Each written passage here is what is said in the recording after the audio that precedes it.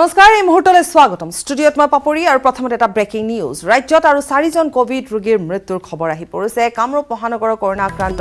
সুব্ৰত পাত্ৰৰ মৃত্যু কৰোনাত আক্ৰান্ত হৈ মৃত্যু হৈছে শিৱসাগৰৰ হৰেণ মহন্তৰ আৰু তিনিচুকীয়াৰ কোভিড ৰোগী সুকেন্দ্ৰ কুমাৰ তান্তিৰ মৃত্যুৰ খবৰ আহি পৰিছে কৰোনাত আক্ৰান্ত হৈ মৃত্যু হৈছে ডিব্ৰুগড়ৰ মদন দত্তৰ ৰাজ্যত কোভিড ৰোগীৰ মৃত্যুৰ সংখ্যা এতিয়ালৈকে 109 জনলৈ বৃদ্ধি পাইছে অৰ্থাৎ মৃত্যুৰ সংখ্যা বৃদ্ধি পাইছে প্ৰায় প্ৰতিদিনে মৃত্যুৰ সংখ্যা বৃদ্ধি পোৱা দেখিবলৈ পোৱা গৈছে আৰু আজিৰ দিনটোৰ যি আপডেট আজিৰ দিনটোৰ যি খবৰ কি আমি জনাইছো যে আৰু 4জন কোভিড ৰোগীৰ মৃত্যু হৈছে মন্ত্ৰী ডক্টৰ হিমন্ত বিশ্ব শৰ্মাই যেহেতু টুইটযোগে এই কথা সদৰি কৰিছে আৰু টুইটযোগে এই কথা জনোৱা হৈছে যে ৰাজ্যত আৰু 4জন কোভিড ৰোগীৰ মৃত্যু হৈছে কামৰূপ মহানগৰৰ কৰোনা আক্ৰান্ত সুব্ৰত পাত্ৰৰ মৃত্যু কৰোনাত আক্ৰান্ত হৈ মৃত্যু হৈছে শিৱসাগৰৰ হৰেণ মহন্তৰ তিনিচুকীয়াৰ কোভিড ৰোগী সুকেন্দ্ৰ কুমাৰ তান্তিৰ মৃত্যু কৰোনাত আক্ৰান্ত হৈ মৃত্যু হৈছে ডিব্ৰুগড়ৰ মদন দত্তৰ ৰাজ্যত কোভিড ৰোগীৰ মৃত্যুৰ সংখ্যা এই মুহূৰ্তলৈকে 109 জনলৈ বৃদ্ধি পাইছে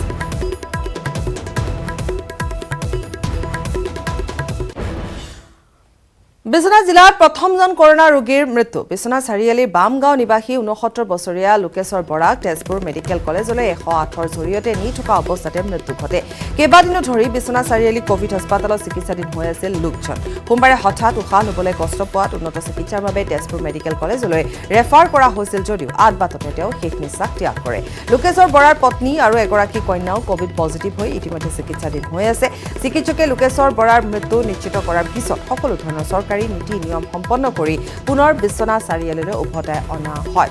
বিশ্বনাথ জিলা প্ৰশাসনে পূৰ্বৰে পৰা নিৰ্ধাৰণ কৰি থোৱা শ্মশানত বৰাৰ মৃতদেহ সৎকাৰৰ বাবে সকলো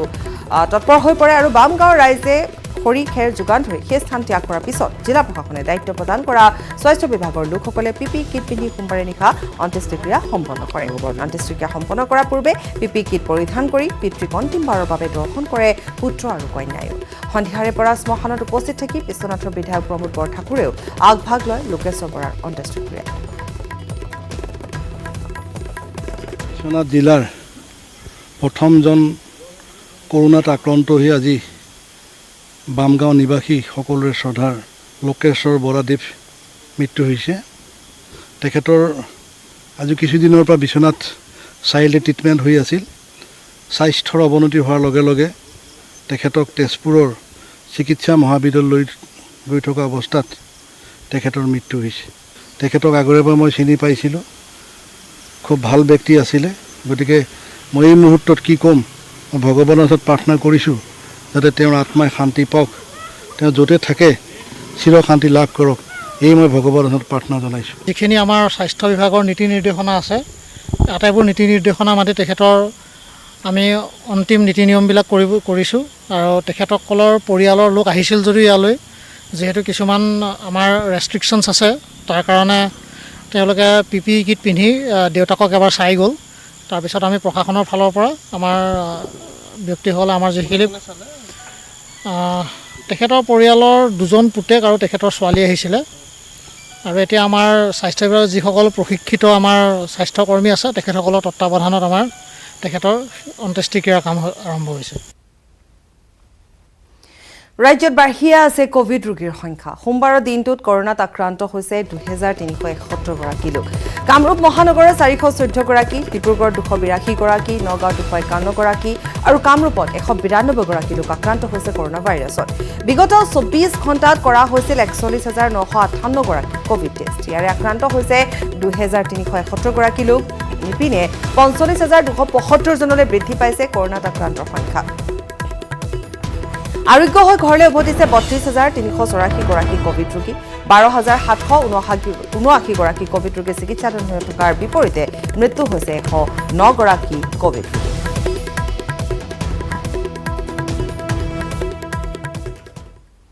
ব্ৰেকিং নিউজ বঙাইগাঁৱৰ SP Subodh Sonowal Covid positive পোৱা গৈছে এছপি সুবোধ সোণোৱালৰ স্বাব পৰীক্ষাৰ ফলাফল পজিটিভ পোৱা গৈছে 22 জুলাইৰ পৰা হোম কোৱাৰেণ্টাইনত আছিল এছপি গৰাকী সুবোধ সোণোৱালৰ কেইবাজনো দেহৰক্ষী আক্ৰান্ত হৈছিল কৰোনাত পুনৰ জনাইছো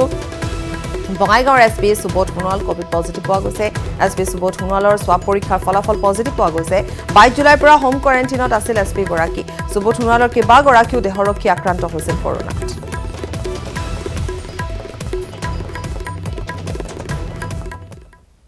ডবকাৰ ৩৬ নং ৰাষ্ট্ৰীয় ঘাইপথত ভয়ংকৰ দুৰ্ঘটনা সংঘটিত হৈছে টোল গেটত ৰৈ থকা বাহনত প্ৰচণ্ড খুন্দা মাৰে এখন দ্ৰুতবেগী বাইকে ৰৈ থকা বাহনত পিছফালৰ পৰা খুন্দিয়াই চিটিকি পৰে বাইক আৰোহীজন ভাঙি চুৰমাৰ হৈছে দুৰ্ঘটনাগ্ৰস্ত ৰয়েল এনফিল্ড বাইকখন চিচিটিভিত বন্দী হৈছে ভয়ংকৰ দুৰ্ঘটনাৰ দৃশ্য দুৰ্ঘটনাত আহত যুৱকজনক সংকটজনক অৱস্থাত ভৰ্তি কৰোৱা হৈছে চিকিৎসালয়ত আনহাতে একেটা স্থানতে দুৰ্ঘটনাত পতিত হৈ আহত হৈছে আন এজন বাইক আৰোহী চিচিটিভিত বন্দী হোৱা সেই দৃশ্য আমি দেখুৱাইছো নিউজ 18ৰ এক্সক্লুসিভ দৃশ্য এয়া ডবকাৰ ৩৬ নং ৰাষ্ট্ৰীয় ঘাইপথত এক ভয়ংকৰ পথ দুৰ্ঘটনা সংঘটিত হৈছে টোল গেটত ৰৈ থকা এখন বাহন আমি দৃশ্যটো দেখুৱাইছো এখন বাহন টোল গেটত ৰৈ আছিল আৰু টোল গেটত ৰৈ থকা বাহনখনক পিছফালৰ পৰা খুন্দিয়াই প্ৰচণ্ড বেগেৰে অহা অৰ্থাৎ দ্ৰুত বেগেৰে অহা এখন ৰয়েল এনফিল্ড বাহনে ৰৈ থকা বাহনৰ পিছফালৰ পৰা খুন্দিয়াই চিটিকি পৰে বাইক আৰোহীজন ভাঙি চুৰমাৰ হৈছে দুৰ্ঘটনাগ্ৰস্ত ৰয়েল এনফিল্ড বাহনখন চিচিটিভিত বন্দী হৈছে ভয়ংকৰ দুৰ্ঘটনাৰ দৃশ্য দুৰ্ঘটনাত আহত যুৱকজনক সংকটজনক অৱস্থাত ইতিমধ্যে চিকিৎসালয়ত ভৰ্তি কৰোৱা হৈছে আনহাতে একেটা স্থানতে দুৰ্ঘটনাত পতিত হৈ আহত হৈছে আন এজন বাইক আৰোহীও এই সমগ্ৰ দৃশ্য কেমেৰাত বন্দী হৈছে আমি দেখুৱাইছো এখন ৰৈ থকা বাহন টোল গেটত ৰৈ আছিল তাৰ পাছতে দ্ৰুত বেগত আহে ৰয়েল এনফিল্ড বাহন আৰু প্ৰচণ্ড জোৰত খুন্দা মাৰিয়ে বাহনখনৰ পৰা বহু দূৰলৈ আৰোহীজন চিটিকি পৰিছে বৰ্তমান সংকটজনক অৱস্থাত চিকিৎসালয়ত ভৰ্তি কৰোৱা হৈছে বাহনখন যেহেতু আমি কৈছোঁ যে ৰয়েল এনফিল্ড যিখন বাইকখন ভাঙি চুৰমাৰ হৈছে হঠাৎ বাইক এটা আহিলে আৰু গাড়ী এখন ওলাই গৈ আছিলে তেতিয়া সেই টোল গেটৰ মানুহজন তেওঁ সেই ডাণ্ডাটো মানে সেই ব্ৰেকাৰটো পেলাই দিলে আৰু বাইকে ব্ৰেক কৰি কণ্ট্ৰল কৰিব পৰা নাই পিছফালে খুন্দিয়াই দিলে হঠাৎ পেলাই দিছে গাড়ীখন ক্ৰছ হ'বলগীয়া আছিলে তেতিয়া হঠাৎ পেলাই দিলে তাৰ পৰা দৌৰি আহি পেলাইছে পেলোৱাৰ লগে লগে বাইকৱালা মানুহজনে কণ্ট্ৰল কৰিব পৰা নাই বাইকটো পিছত খুন্দিয়াই দিলে মানুহজন বাছে নে নাই সেইটো ক'ব নোৱাৰোঁ কিন্তু কণ্ডিশ্যন চিৰিয়াছ নাকেৰে মুখেৰে আৰু কাণেৰে তেজ ওলাইছে গুৱাহাটীত ২০২০ চনৰ সৰ্বোচ্চ তাপমানৰ অভিলেখ ভংগ সোমবাৰৰ দিনটোত গুৱাহাটীৰ তাপমান ৩৮ ডিগ্ৰী চেলছিয়াছ অহা ৫ আগষ্টলৈ গুৱাহাটীত কোনো ধৰণে হ্ৰাস নাপায় তাপমান ২৪ ঘণ্টাত ৰাজ্যত ২ এঠাইত বৰষুণৰ সম্ভাৱনা আছে এই কথা সদৰি কৰিছে বৰঝাৰস্থিত আঞ্চলিক বতৰ বিজ্ঞান কেন্দ্ৰই পুনৰ জনাইছো গুৱাহাটীত ২০২০ চনৰ সৰ্বোচ্চ তাপমানৰ অভিলেখ ভংগ সোমবাৰৰ দিনটোত গুৱাহাটীৰ তাপমান আছিল ৩৮ ডিগ্ৰী অহা ৫ আগষ্টলৈকে গুৱাহাটীত হ্ৰাস নাপায় তাপমান আৰু ২৪ ঘণ্টাত ৰাজ্যত ২ এঠাইত বৰষুণ দিয়াৰ সম্ভাৱনা আছে সদৰি কৰিছে বৰঝাৰস্থিত আঞ্চলিক বতৰ বিজ্ঞান কেন্দ্ৰ অৰ্থাৎ সোমবাৰ দিনটোত যোৱাকালিৰ দিনটোত যথেষ্ট তাপ ৩৮ ডিগ্ৰী বুলি ইতিমধ্যে কোৱা হৈছে গতিকে সোমবাৰৰ দিনটোত গুৱাহাটীৰ তাপমান আছিল ৩৮ ডিগ্ৰী আৰু ৫ আগষ্টলৈকে গুৱাহাটীত তাপমান হ্ৰাস নাপায়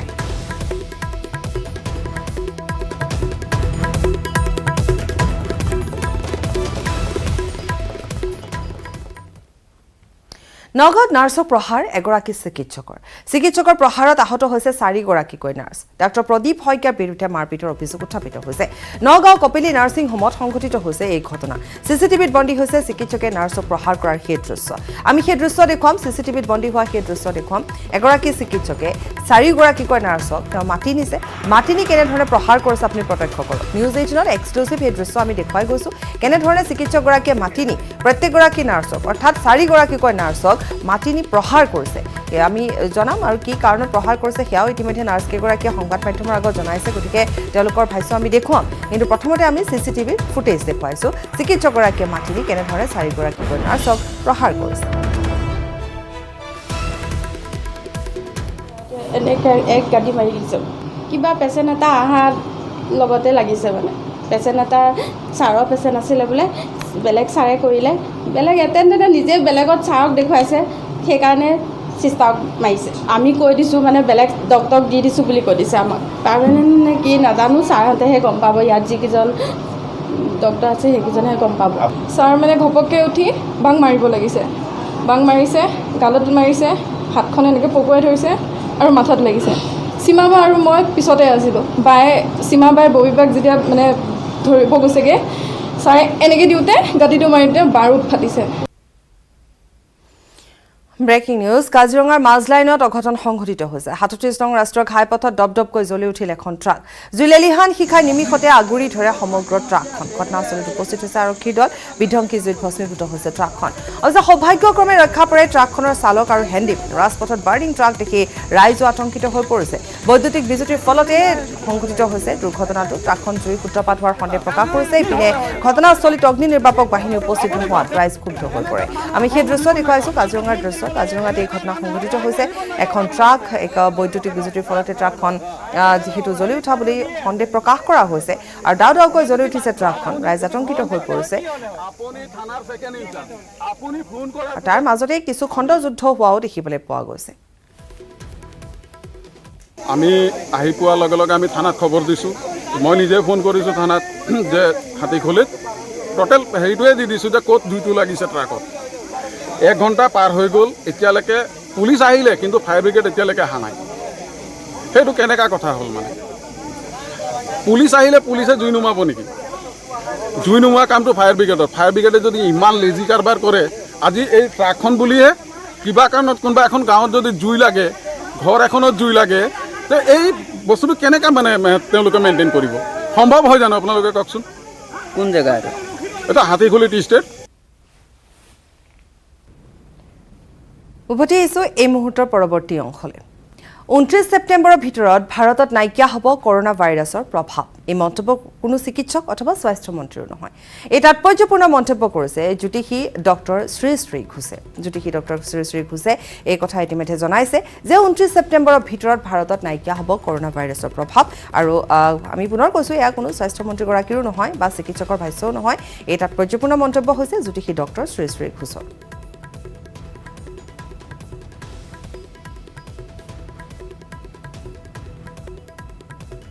is equal to g m1 m2 oblique r square এই যে নিউটনৰ ফৰ্মুলাটো আছে সেই ফৰ্মুলাৰ ওপৰত ভিত্তি কৰি যদি আমি ক্যালকুলেশন কৰো দেখো যে সেই প্ল্যানেট কিটা সেই একজনৰ ওপৰত আৰু এজন এটা অ্যাট্ৰাকশন ফিলিং হৈছে এটা আপোনাৰ গ্ৰেভিটেশনৰ ফিলিং হৈ আছে আৰু সেই গ্ৰেভিটেশনৰ ফিলিং এটো প্ৰায় 90 পৰা 100 বছৰ মূৰে মূৰেহে হেতু এনেকা সম্ভৱ এনেকা হৈ থাকে আৰু যাৰ কাৰণে এবাৰো আমাৰ 2020ত এই প্ৰভাৱটো আহিছে 2020ৰ অলপ আগৰ পৰা ষ্টাৰ্ট হৈছে আৰু এই 2020ত এটা মহামাৰী আমাৰ ইয়াত উৎপন্ন হৈছে 2020ৰ আগষ্টৰ 2 তাৰিখৰ পৰা each and every planet নিজৰ ঘৰত মানে ওন হাউসত মানে মুভ কৰিছে ইয়াক ট্ৰানজিট বুলি কয় তো এই ট্ৰানজিট হোৱাৰ লগে লগে যেতিয়া লোকে আটিকিটা ঘৰত নিজে গৈ পেলাই পাই যাব তেতিয়া এই আমাৰ এই অৱস্থাটো যেটো কৰোনাৰ ডিসটেন্স আছে মই একদম 100% গ্যাৰান্টি দিও ক'ব পাৰি যে এই কৰোনাৰ ভাৱটো কমি যাব বুধৰ এই মুভমেন্টৰ লগে লগে আমাৰ লাহে লাহে সব খুলি আহিব আৰু নিস্তব্ধতা হ'ব এবাৰ বুধ হৈছে যে কলুৰ ডিঙিৰ ওপৰত যেটো প্ৰভাৱ পৰে যে ঠাণ্ডা লগা ব্ৰংকাইটিস টনসিলৰ তো বুধ যেটা মুভ কৰি গৈছে তো আমি একটা বস্তু দেখিব পাৰি যে কৰোনা কিন্তু ডিঙিতে এটাক হৈছে তো ডিঙিতে এটাক হৈছে তো ডিঙিৰ বস্তু যদি জোৰকে ফাস্টকে ওলাই গৈছে তো এই কৰোনাৰ এই যে প্ৰবলেমটো ডিং এন্ড আমাৰ লাঞ্চৰ প্ৰবলেমটো ইয়াকো ই লৈ গুছি যাবগে এবাৰ আমি দেখিম 16 তাৰিখে বৃহস্পতি আৰু মঙ্গল এই দুইজনৰ 16 আগষ্টত তাহাতি স্বগৃহত অৱস্থান কৰিব মঙ্গলৰ সাদৃশ্য হৈছে আমাৰ পৃথিৱীৰ লিখিয়া তাৰ পিছত যদি আমি দেখো 29 তাৰিখে 29 ছেপ্টেম্বৰ 29 আগষ্ট নহয় 29 ছেপ্টেম্বৰ শনি মাৰ্গী হৈ যাবগে 23 ছেপ্টেম্বৰ ৰাহু তাৰ গ্ৰহৰ পৰিৱৰ্তন কৰিব এই মিথুন ৰাশিৰ পৰা কৰ্ক ৰাশিত যাব ৰাহু কিন্তু আমাৰ ডিঙি ব্ৰংকাইটিস টনসিল ইয়াৰ ওপৰতে ৰাহুৰ প্ৰভাৱটো বেছি পৰে ইও মুভমেন্ট কৰি যাব তাৰ মানে যদি আমি মূল কথাটো ক'বলৈ যাওঁ তেনেহলে 2 আগষ্টৰ পৰা 29 ছেপ্টেম্বৰলৈকে এই যে সময়ছোৱাৰ ভিতৰত অটোমেটিকলি আমাৰ এই কৰোনাৰ যে মহামাৰী এই যে এটা বিস্তৰ ক্ষয়ক্ষতি হৈছে ইয়াক লাহে লাহে নিৰ্মল কৰি লৈ যাব কিন্তু ছেপ্টেম্বৰ 17 তাৰিখে তো ই মোটামুটি নাইকেই কৰি দিব সাংসাৰীৰ এখন ব্যতিক্ৰমী কোভিড কেয়াৰ চেণ্টাৰটোত থকা কোভিড ৰোগীসকলক প্ৰদান কৰা হৈছে যোগ প্ৰশিক্ষণ সামাজিক ব্যৱধান মানি কোভিড ৰোগীসকলে নিতৌ কৰে যোগ চৰ্চা ৰঙিয়াৰ স্বস্তি হাস্পতালৰ যোগগুৰু জ্যোতিষ কলিতাৰ তত্বাৱধানত নিতৌ প্ৰদান কৰা হয় যোগ প্ৰশিক্ষণ ৰোগীসকলক শাৰীৰিক আৰু মানসিকভাৱে শক্তিশালী কৰি ৰখাৰ বাবে লোৱা হৈছে এই সুন্দৰ পদক্ষেপ বৰ্তমানলৈকে কেন্দ্ৰটোত থকা 1068 গৰাকী ৰোগী সুস্থ হৈ ঘৰলৈ উভতিছে আৰু 1068 গৰাকী ৰোগী আছে গতিকে তাৰ ভিতৰত 743 গৰাকী ৰোগী সুস্থ হৈ ঘৰলৈ উভতিছে এক ব্যতিক্ৰমী পদক্ষেপ সাংসাৰীৰ এই কোভিড চেণ্টাৰখনত লোৱা হৈছে যোগ প্ৰশিক্ষণ দিয়া হৈছে পুৱাৰ ভাগতে সকলোৱে যোগ প্ৰশিক্ষণ কৰে আৰু আমি দেখুৱাইছোঁ সামাজিক ব্যৱধান মানি কেনেধৰণে কোভিড ৰোগীসকলে নিতৌ যোগ চৰ্চা কৰিছে হাস্পতালৰ যোগগুৰু জ্যোতিষ কলিতাৰ তত্বাৱধানত নিতৌ প্ৰদান কৰা হৈছে যোগ প্ৰশিক্ষণ ৰোগীসকলক শাৰীৰিক আৰু মানসিকভাৱে শক্তিশালী কৰি ৰখাৰ বাবে এই পদক্ষেপ লোৱা হৈছে বৰ্তমানলৈকে কেন্দ্ৰটোত 1068গৰাকীকৈ লোক আছে। তাৰ ভিতৰত 743গৰাকীকৈ ৰোগী ইতিমধ্যে ঘৰলৈ উভতিছে।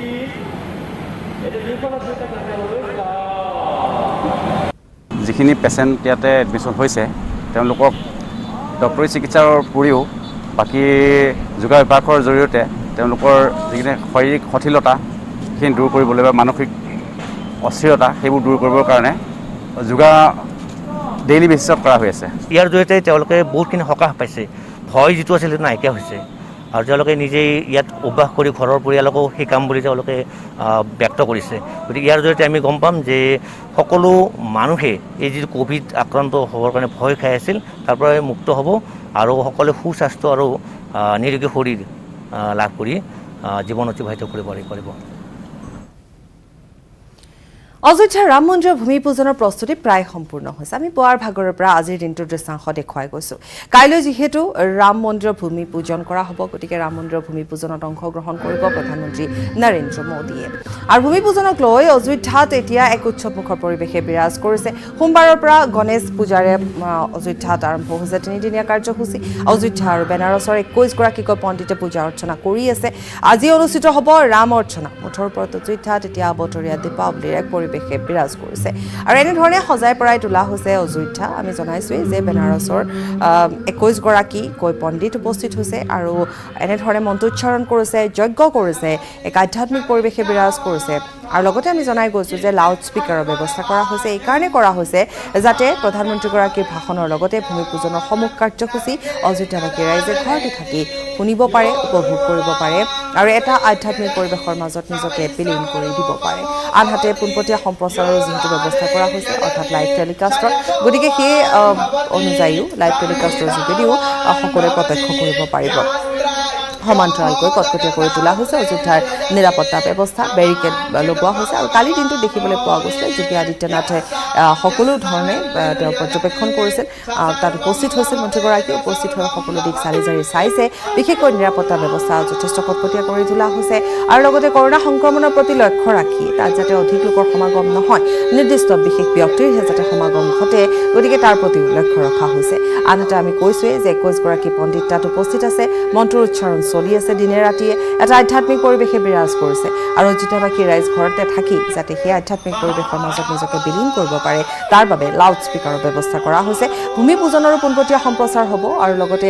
লাউড স্পীকাৰৰ যোগেদি সেই মন্ত্ৰোচ্চাৰণ আৰু প্ৰধানমন্ত্ৰীগৰাকীৰ ভাষণ যাতে ঘৰতে থাকি শুনিব পাৰে তাৰো ব্যৱস্থা কৰা হৈছে। আমি এই মুহূৰ্তৰ কিছু দৃশ্যাংশ দেখুৱাই গৈছোঁ অযোধ্যাৰ পৰা।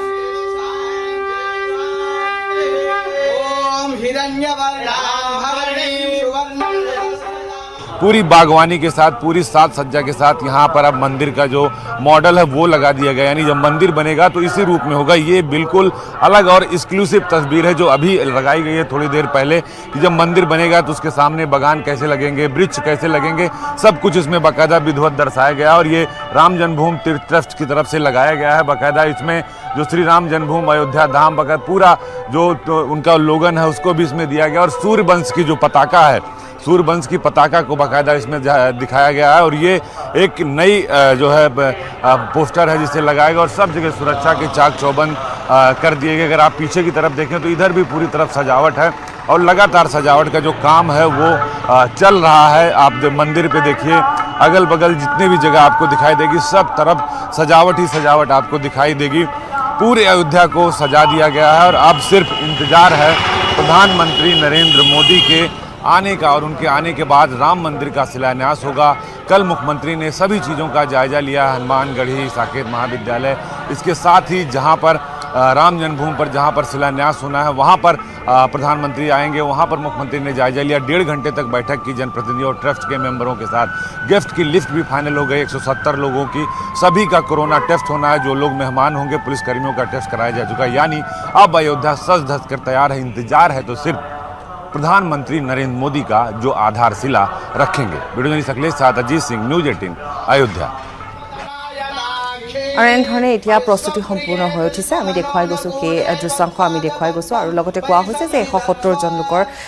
যি নিমন্ত্ৰিত অতিথি তেওঁলোকৰ এখন তালিকা প্ৰস্তুত হৈ পৰিছে আৰু সেই তালিকা অনুযায়ী 170 গৰাকীকৈ যি নিমন্ত্ৰিত অতিথি আহিব তেওঁলোকৰ কৰোনা টেষ্ট কৰা হ'ব লগতে যিসকল আৰক্ষীৰ লোক তাত উপস্থিত হ'ব তেওঁলোকৰো কৰোনা টেষ্ট কৰা হ'ব গতিকে সকলোখিনি চাই কাইলৈ দিনটোত ভূমি পূজন কৰা হ'ব সেয়া আমি দেখুৱাম আৰু যিহেতু কৈছোৱেই যে লাইভ টেলিকাষ্টৰ ব্যৱস্থা কৰা হৈছে লাউড স্পীকাৰৰ ব্যৱস্থা কৰা হৈছে আৰু লগতে আমি দেখুৱালোঁ এই মুহূৰ্তত যে পোষ্টাৰৰ কথা আমি বাৰে বাৰে কৈছিলোঁ যে বেনাৰ পোষ্টাৰ তাত লগোৱা হৈছে ৰাম মন্দিৰ কেনেকুৱা হ'ব পাৰে গতিকে খুব সুন্দৰ এখন ছবি তাত দেখিবলৈ পোৱা গৈছে ৰাম মন্দিৰত ক'ত কেইজোপা গছ তাত ৰোৱা হ'ব কেনেধৰণে এখন বাগিচা হ'ব সকলো খুব সুন্দৰভাৱেৰে এনেধৰণে দেখিবলৈ পোৱা গৈছে যে বাহিৰ ভাগত অৰ্থাৎ বৰ্হি ভাগত মন্দিৰৰ বৰ্হি ভাগত খুব সুন্দৰভাৱেৰে পোষ্টাৰিং কৰা হৈছে য'ত তেনেধৰণে ছবি দেখুওৱা হৈছে অনুমান কৰিব পাৰি সকলোৱে যে কিমান সুন্দৰ হ'ব পাৰে সেই পৰিৱেশ কিমান সুন্দৰ হ'ব পাৰে সেয়া সহজে অনুমান কৰিব পাৰি আৰু লগতে আমি জনাই গৈছোঁ যে সকলো ধৰণে স্বচ্ছতাৰ দিশটোৱে হওক বা আলোকসজ্জা সুন্দৰ আলোকসজ্জাৰ দিশটোৱে হওক বা সকলো নিৰাপত্তাৰ দিশটোৱে হওক সকলোবোৰ এনেধৰণে বৰ্তমান প্ৰস্তুতি প্ৰায় সম্পূৰ্ণ মাথো অপেক্ষা প্ৰধানমন্ত্ৰীগৰাকীলৈ